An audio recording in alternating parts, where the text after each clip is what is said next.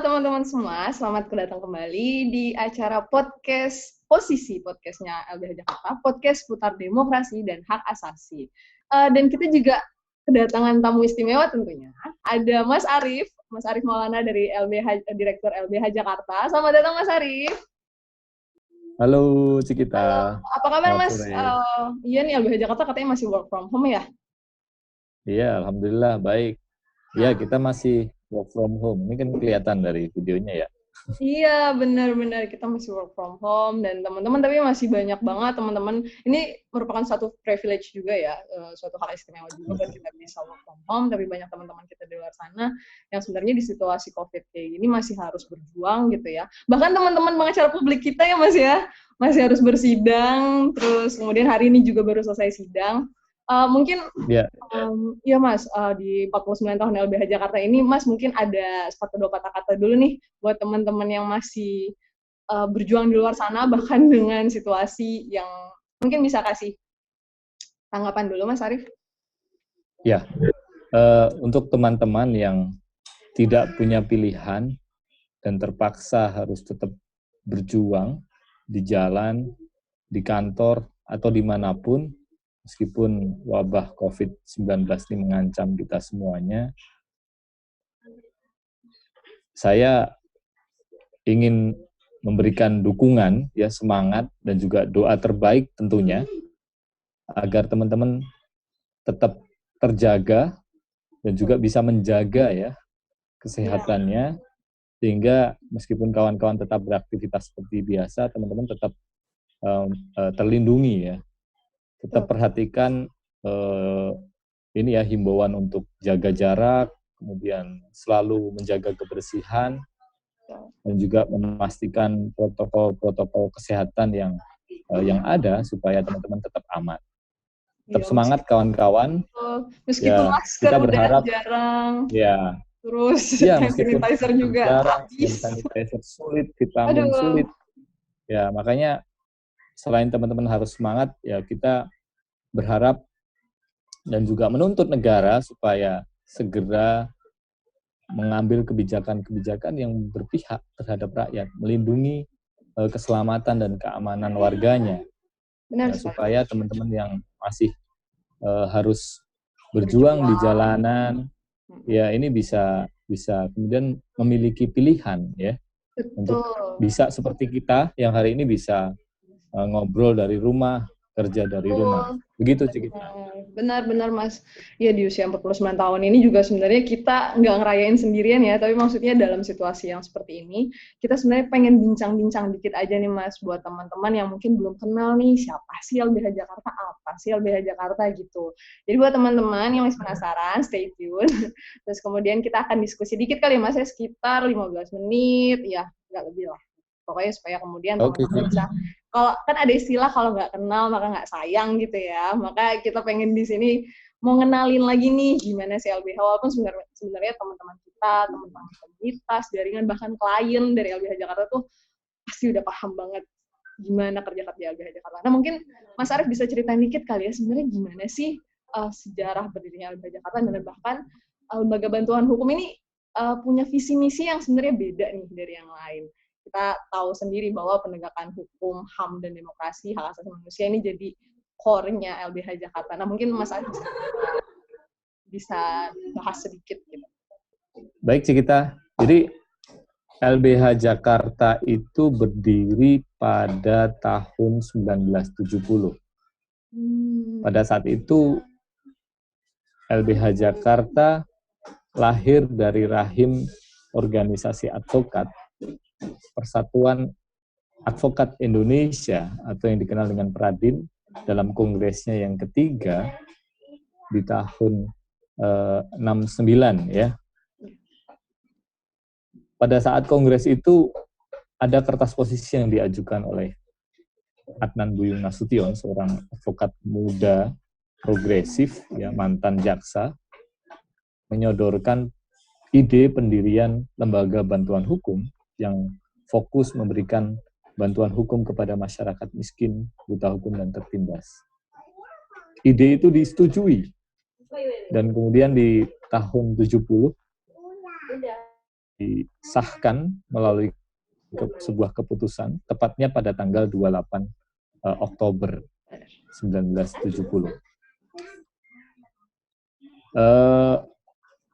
Pendirian LBH ini didukung oleh Gubernur DKI Jakarta. Ini hal yang unik. Ya, sebuah lembaga bantuan hukum yang nantinya fokus memberikan layanan bantuan hukum untuk masyarakat miskin, dan tidak hanya itu, akan menjadi lembaga yang memperjuangkan demokrasi dan hak asasi, support oleh seorang kepala daerah, gubernur pada saat itu, yang mana situasinya adalah situasi di rezim Orde Baru gitu. Nah, meskipun lahir di tahun 70, LBH Jakarta baru beroperasi tahun 71, ya pasca adanya support dari Gubernur DKI Jakarta. Tepat di tanggal 1 April 1970, LBH Jakarta mulai beroperasi. Dan beroperasinya LBH Jakarta ini ternyata disambut baik oleh masyarakat luas. Banyak masyarakat kemudian mengadukan berbagai kasusnya, dan LBH juga menangani banyak kasus, mulai dari debut kasusnya menangani kasus-kasus perampasan tanah ya warga untuk membangun perumahan-perumahan elit di Simpruk, kemudian ada kasus Taman Mini, Indonesia Indah, ada kasus Halim Perdana Kusuma, dan berbagai kasus lain. Ya, banyak kasus lain yang tidak hanya isu agraria, tapi juga kasus minoritas kelompok rentan. Jadi ada status hukum seorang ini ya transgender juga ditangani oleh LBH Jakarta. Ada kasus subversif, ada kasus Petrus, dan hampir semua kasus-kasus yang berhadapan dengan kekuasaan pada masa itu ditangani oleh LBH Jakarta. Bahkan sampai hari ini. Ya. Makanya kita kenal keberadaan LBH yang ternyata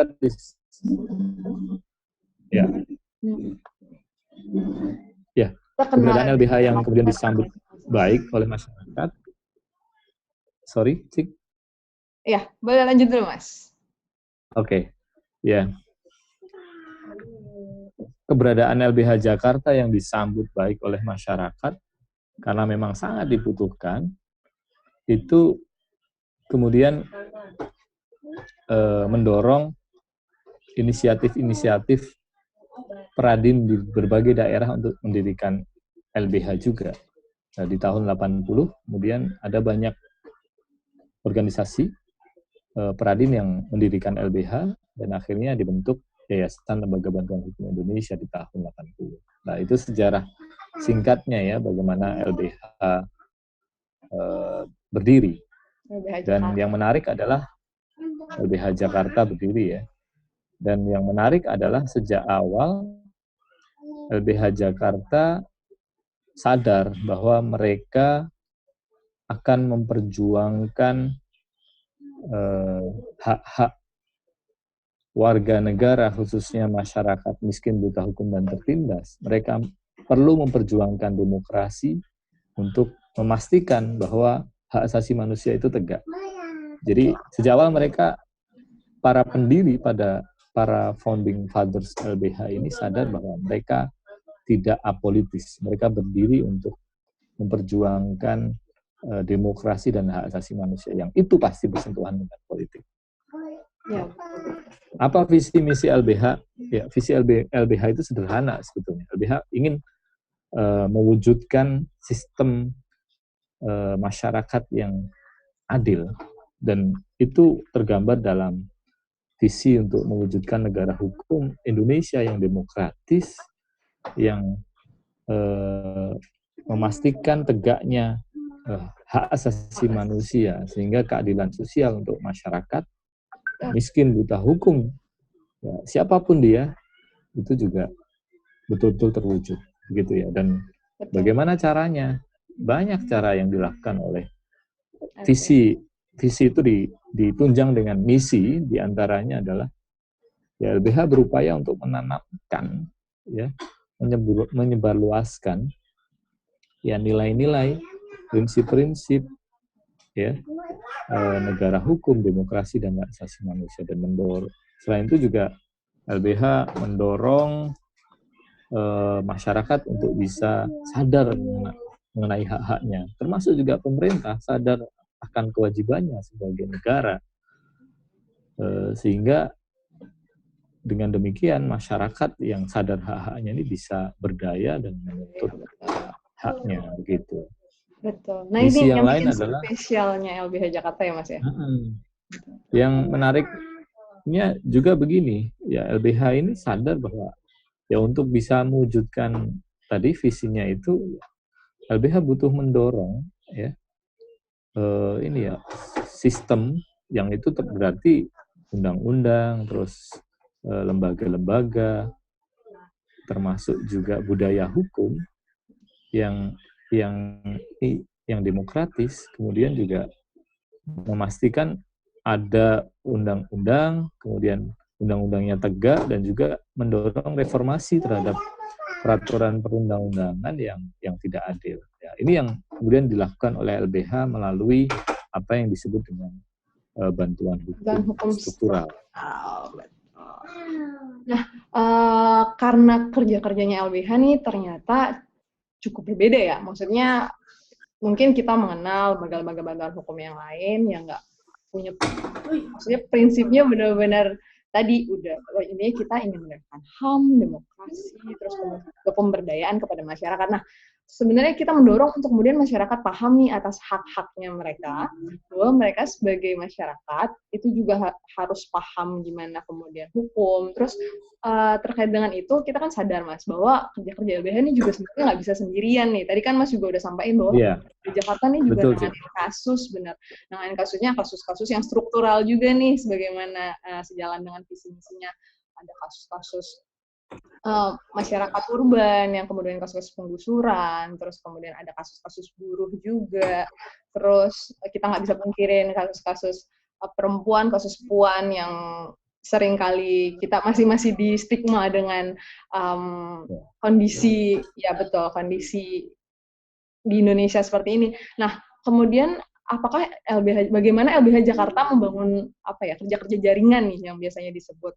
Nah, sebenarnya LBH bekerja sama siapa aja sih, Mas, sejauh ini? Apalagi tadi dibilang bahwa sebenarnya ibu kandung ini LBH ini, terus kemudian punya LBH yang sebenarnya tersebar di seluruh Indonesia, nggak cuma Jakarta ya, Mas ya?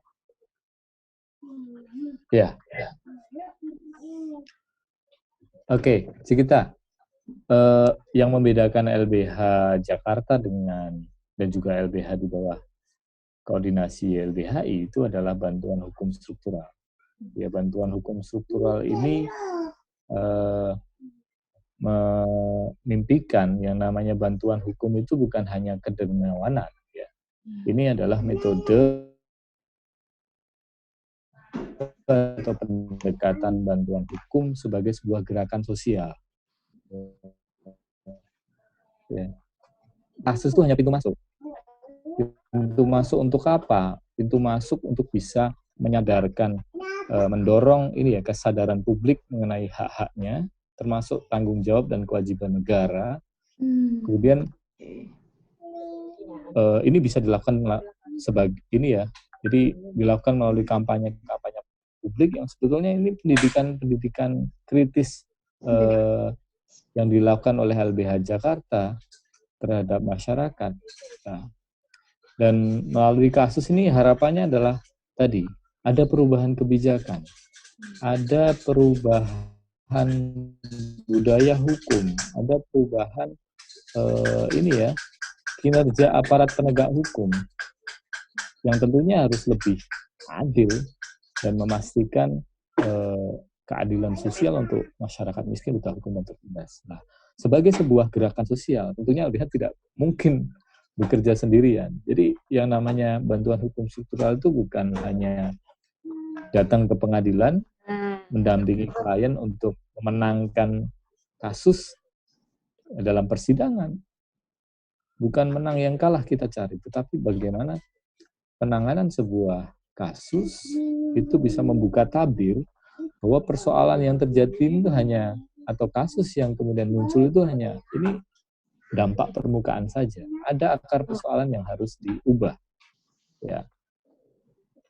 Ketidakadilan struktural itulah yang kemudian harus direformasi, harus dihancurkan, dan sehingga tatanannya didorong supaya menjadi tatanan hukum, tatanan sosial, budaya yang lebih adil, begitu. Dan sekali lagi kuncinya adalah di LBH Jakarta mendorong lahirnya bantuan hukum yang melahirkan gerakan sosial.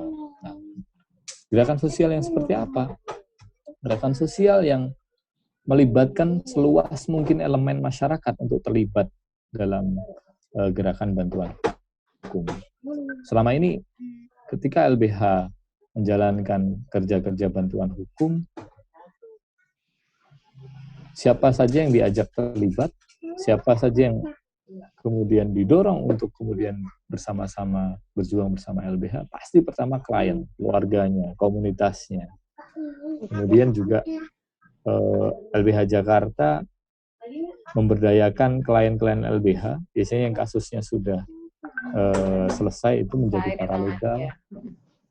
Ya, kita juga melibatkan akademisi dari kampus-kampus, kemudian mahasiswa, dan juga ini ya, apa namanya, teman-teman seniman, teman-teman media. Media, betul. Itu ya, dan seluas mungkin elemen masyarakat kita ajak untuk mendukung gerakan bantuan hukum struktural. Kan Kita yang dari tahu korban bahwa jadi penyintas ya, Mas ya? betul sekali sih kita. Jadi kita berharap yang namanya korban yang kasusnya ditangani oleh LBH Jakarta itu juga tidak berhenti menjadi korban. Dalam penanganan kasus LBH Jakarta, klien ini didorong untuk berdaya. LBH ini bukan bertindak sebagai lawyernya, tapi bertindak sebagai temannya dalam memperjuangkan keadilan. Dengan begitu, nantinya dia diajak untuk diskusi, berdialog, sehingga sadar akan hak-haknya, sadar akan kekuatan hukum yang dia miliki, dan juga dia bisa nantinya memperjuangkan haknya atau merebut keadilan untuk dia dan juga komunitasnya sendiri. Begitu harapan kita. Quotes-nya keren banget ya kayaknya, Mas. Teman memperjuangkan keadilan. Nah, kayaknya jadi menarik nih.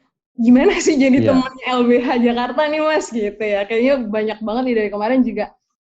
Mungkin teman-teman harus follow dulu ya medsos-medsosnya LBH Jakarta di IG, Instagram LBH_Jakarta, Facebook, Twitter. Nah, kita tuh udah modern banget ya, kekinian banget, anak muda banget ya, Mas ya sebenarnya.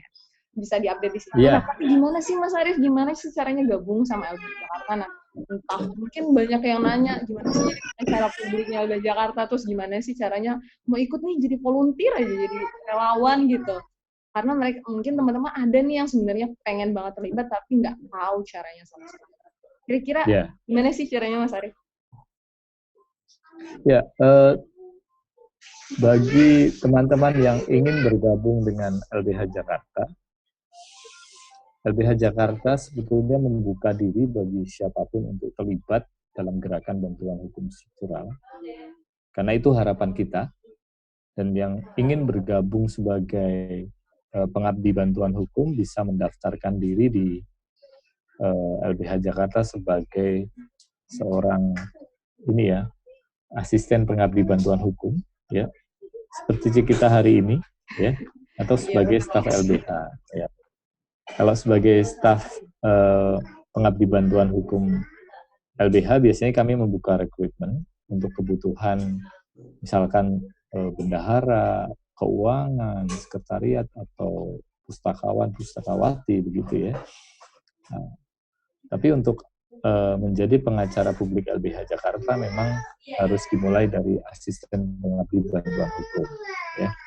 Caranya harus pertama Kalabahu. ikut karya latihan bantuan hukum, Kalabahu. yang tahun ini juga sudah kita buka, meskipun harus tertunda karena COVID-19 ya.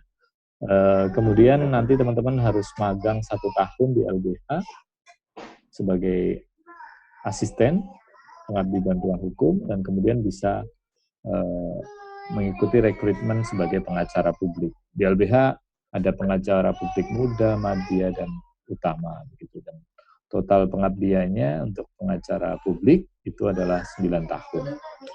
Ya, jadi iya, pertanyaannya, harus orang hukum nggak sih, Mas Arief? Tidak. Untuk bergabung bersama LBH Jakarta tidak selalu harus teman-teman yang berlatar belakang pendidikan hukum. Pendidikan yang lain juga kita buka kesempatan itu. Ya, selain di ini ya jalur formal bergabung sebagai staf, sebagai pengabdi bantuan hukum di LBH Jakarta, kita juga mendorong gerakan bantuan hukum seluas-luasnya. Keterlibatan masyarakat sangat kita tunggu, begitu ya. Kami ada ini ya, solidaritas masyarakat peduli keadilan. Jadi siapapun bisa bergabung untuk mendukung gerakan bantuan hukum yang dilakukan oleh LBH Jakarta. Bisa dengan mendukung LBH melalui ini rezekinya, dananya, ya, mendonasikan kepada LBH Jakarta untuk mendanai layanan bantuan hukum. Bisa juga dengan berkontribusi melalui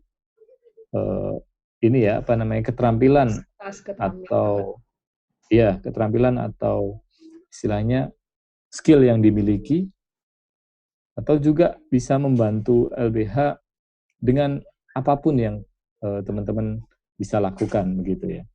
Iya benar. Ini melalui nge-share info terbaru, apalagi tentang Omnibus Law yang kemarin habis rapat. Padahal ada situasi yang lebih penting ya Mas Arief ya, yang harusnya dibahas. Yeah. Gimana menanggapi COVID-19 yang semakin hari semakin mengkhawatirkan ini ya Mas Arief. Iya Cikita. Jadi simpul membuka ruang kepada siapapun untuk bisa terlibat, bisa berkontribusi melalui materi maupun non-materi, intinya seperti itu. Dan di channel yang lain kami juga membuka ruang bagi pro bono advokat, ya. Jadi advokat profesional yang bekerja di kantor-kantor hukum untuk bisa terlibat dalam gerakan bantuan hukum. Kami punya jaringan pro bono clearing house, ya, yang mengkoordinasikan teman-teman advokat untuk bisa menjalankan peran pro bononya sebagaimana tanggung jawab etik profesi kita, begitu. Wah, kayaknya makin tertarik nih Mas ya buat teman-teman untuk gabung sama LBH. Selain itu juga ini ada paralegal kita, iya, paralegal LBH Jakarta. LBH Jakarta membuka ruang bagi masyarakat yang memiliki komunitas ya untuk bergabung sebagai paralegal LBH Jakarta. Apa tugasnya? Tugas paralegal adalah mendukung ini advokasi dan juga pemberdayaan warga, khususnya di komunitas tempat dia bernaung, begitu. Dan LBH berkewajiban nantinya memberikan pelatihan-pelatihan, diskusi-diskusi, dan support untuk peningkatan kapasitas dan juga koordinasi.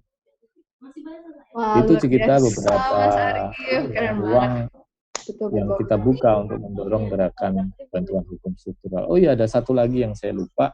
Oh iya, apa itu Mas? Kita juga membuka ruang ini ya, magang bagi teman-teman pelajar maupun mahasiswa yang ingin belajar bagaimana layanan bantuan hukum struktural itu diberikan LBH Jakarta kepada masyarakat. Ya, dan ini ruang ini dibuka dengan teman-teman melalui sekolahnya, melalui kampusnya, itu menjalin kerjasama dengan LBH Jakarta. Kemudian bisa mengirimkan email ke alamat ini ya, email kami.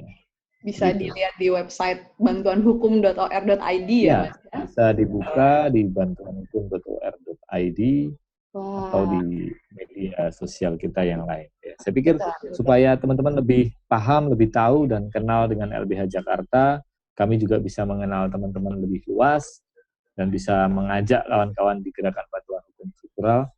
Yang harus dilakukan teman-teman adalah memfollow ya, follow Betul sekali media Mas sosial Arif. kita dan Jarang-jarang nih coba tengok, Bapak Direktur coba langsung. ya, coba cek website kita.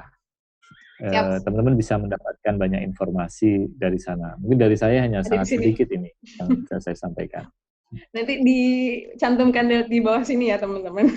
Wah, terima kasih banyak Mas Arif. Kayaknya pas di awal kita ngomong kalau nggak kenal masa nggak sayang, sekarang udah kenal, saatnya makin kenal lagi supaya lebih sayang gitu ya. Wah, udah keren banget nih kayaknya LBH Jakarta udah 49 tahun. Semoga kedepannya terus bersama dengan rakyat menegakkan hukum, hak asasi manusia dan demokrasi tentunya, keadilan sosial bagi seluruh rakyat Indonesia pastinya. Amin. Nah, Mas Arief buat penutup nih ada kesan-pesan atau kemudian buat teman-teman semuanya dari teman-teman jaringan, para legal, komunitas, teman-teman magang, alumni, wah kayaknya banyak banget nih ya secara 49 tahun LBH Jakarta. Dan terlebih dalam situasi seperti ini mungkin Mas Arief mau ngasih satu kata, dua kata untuk menutup bincang-bincang kita sore hari ini. Nggak sore sih, ya bincang-bincang kita hari ini. Oke, Cikita, saya kira catatan akhir saya di diskusi kita sore ini adalah ya LBH Jakarta itu bisa berdiri, bisa tetap memberikan layanan bantuan hukum struktural kepada masyarakat miskin dan rentan sampai dengan detik ini tidak lain dan tidak bukan karena dukungan publik. Ya. Dan kekuatan LBH Jakarta adalah ada di dukungan dan juga kepercayaan publik itu sendiri. Dan untuk itu melalui kesempatan ini saya mengucapkan terima kasih banyak kepada seluruh masyarakat, khususnya klien LBH Jakarta, para legal LBH Jakarta, kawan-kawan simpul, dan juga jaringan kerja, jaringan civil society yang selama ini bekerja bersama LBH Jakarta untuk masyarakat. Dan tidak lupa kita juga sampaikan terima kasih kepada kawan-kawan media yang selama ini mendukung gerakan bantuan hukum struktural LBH Jakarta. Tanpa mereka, saya pikir sulit bagi LBH Jakarta untuk bisa mencapai visinya. Dan hari ini di tengah situasi sulit kita melawan pandemi corona, ya, saya yakin jika masyarakat bersatu, kita bergerak bersama-sama, semua akan bisa kita lewati dengan baik, insya Allah seperti itu. Dan kekuatan LBH sekali lagi, karena kekuatan LBH Jakarta itu ada di kepercayaan dan dukungan publik, dan itu tidak serta-merta ada, tapi dukungan dan juga kepercayaan publik itu ada karena LBH Jakarta, kader LBH Jakarta dari mulai LBH berdiri sampai hari ini itu konsisten dalam memperjuangkan visi dan misinya, dan itu yang harus tetap dipegang teguh oleh kader-kader LBH Jakarta, dan konsistensi untuk berpihak kepada rakyat, menemani rakyat, ya, setia terhadap garis perjuangannya, itu yang harus dilakukan oleh LBH Jakarta. Saya kira itu, Cikita. Oke, terima kasih banyak Mas Arief. Di 49 tahun Sama-sama, Jakarta, kita bisa berdiskusi singkat, tapi kemudian penuh makna. Dan terima kasih banyak buat kesempatannya Mas Arief. Dan buat teman-teman semua, sekian. Dan untuk posisi kita hari ini, podcast seputar hak asasi dan demokrasi, lebih tepatnya juga bincang-bincang dengan Direktur LBH Jakarta, pada hari ini. Terima kasih buat teman-teman semua. Sampai jumpa di lain kesempatan. Jangan lupa follow IG, YouTube, Twitter, Facebook, semuanya ya. Terima kasih teman-teman. Sampai jumpa di lain kesempatan.